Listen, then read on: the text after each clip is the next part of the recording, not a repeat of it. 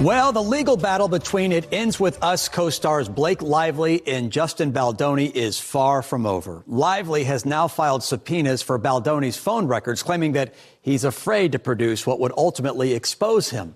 Lively and her husband, Ryan Reynolds, also an actor, requested access to years' worth of Baldoni's phone and text records, even his location data, other information as well. Baldoni's legal team, though, is hitting back, saying that these new filings are just overly broad and invasive, reminding everyone that Blake Lively and Ryan Reynolds, they're not the FBI, they're just Hollywood celebrities. So let's bring in Angela Reddock-Wright. She's a Hollywood mediator and attorney. Angela, we have a long way to go until the trial in March of 2026. And these accusations, well, they're not slowing down, are they? So why is Baldoni's team describing these new subpoenas as atypical? Well, his attorney, Bryan Freedman, acknowledges that it is very common in a civil case for subpoenas to be issued for things like cell phone records, text message records. But he's arguing that this particular subpoena is flagrantly overbroad, is the specific term that he uses, because it asks for cell phone records, text messages for a number of years without any limitation on who, to whom, or from whom the calls were made or text messages were sent. He's arguing that it goes beyond the bounds of this case and the individuals involved in this case, and includes potential records with friends and family members and other third parties who may not be involved in this particular lawsuit. Yeah, it does seem like a lot, Angela. So what is Lively's team hoping that these phone records will actually reveal?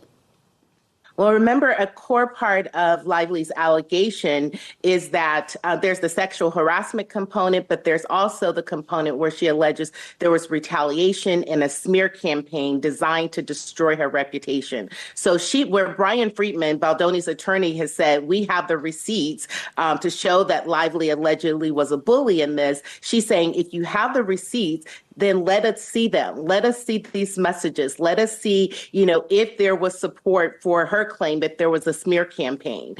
So she's looking to be able to establish that there presumably were text messages, phone calls, flying across over a period of time, all in an effort to attempt to destroy her and to smear her. Both parties are coming up with receipts, right, to kind of back up their claims. Is there any chance that Baldoni's team can actually stop what's going on here? I don't think they'll stop it, but I think the judge is likely to take a look at the subpoena and determine how it can be limited to the individuals involved in this particular lawsuit, potential witnesses involved in the lawsuit, and try to limit it in terms of scope and time and what they're actually seeking. But I don't think Baldoni's team will be successful in having the subpoenas go away altogether. How has this case impacted both of their careers, or has it? That remains to be seen. Both of them are vying for, to win in the views of the public. And one of the things that, they're trying to do is potentially influence and impact the potential jury pool and have whatever jurors come forward, hopefully come into that courtroom believing their side over the other person's side. So it remains to be seen who's winning in the court of public opinion. But do they have any movies coming out? Are they being cast in other roles? Are they being seen out in the public in which we can kind of lean or kind of read the tea leaves of how this could be potentially impacting one over the other? Presumably, they both are still reading scripts. Baldoni, I'm sure, is still attempting to run his studio, and Lively is, I'm sure, reading scripts for other potential roles.